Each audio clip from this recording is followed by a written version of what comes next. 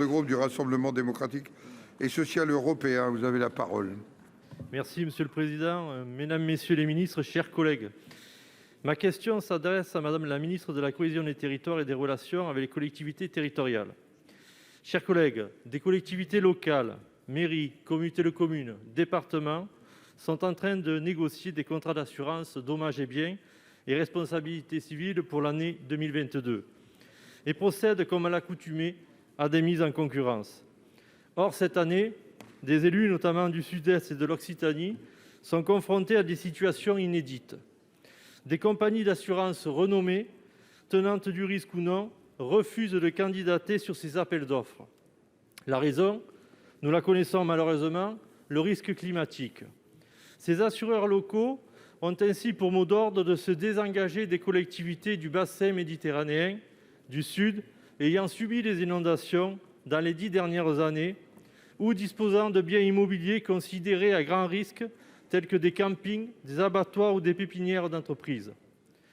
Lorsque de très rares compagnies candidatent, leur politique tarifaire explose et n'est pas négociable.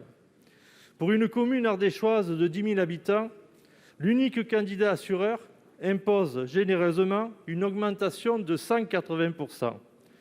Une communauté d'agglomération de l'Hérault se voit proposer un tarif passant de 25 000 € à 167 000 € en un an.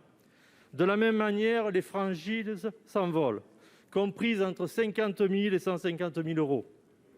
Madame la ministre, dans ce contexte, des collectivités sont nues, envisageant sérieusement de devenir leur propre assureur, espérant que les catastrophes naturelles futures préserveront leurs bâtiments classés et leur capacité à agir, y compris pour prévenir des risques climatiques.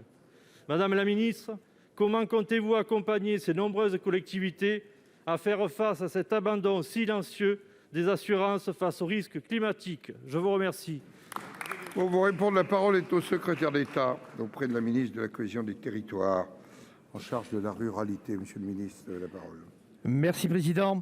Mesdames, Messieurs les sénateurs, Monsieur le sénateur cher Jean-Yves Roux, je partage votre préoccupation concernant les collectivités qui indiquent éprouver des difficultés dans la négociation de leur contrat d'assurance. Je voudrais tout d'abord vous donner quelques éléments de contexte pour comprendre cette situation, puisque dans les années récentes, un grand nombre d'assureurs se sont intéressés aux risques subis par les collectivités.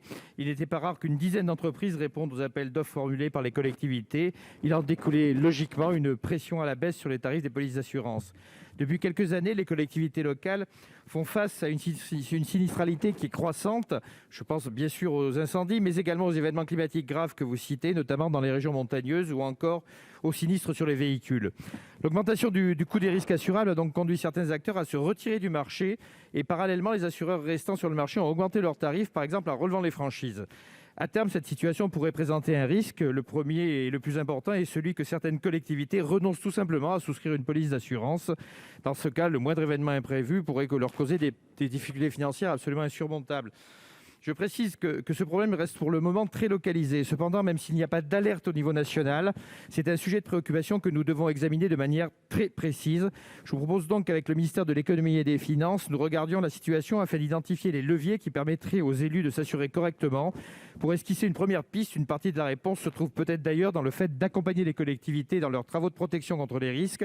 Je pense aux mises aux normes incendie, à la prévention des inondations, sur lesquelles des financements existent sous forme de subventions d'investissement ou de crédits des agences de l'eau ou de mobilisation de la taxe Gemapi, un sujet que vous connaissez très bien puisque nous travaillons déjà ensemble sur ce point.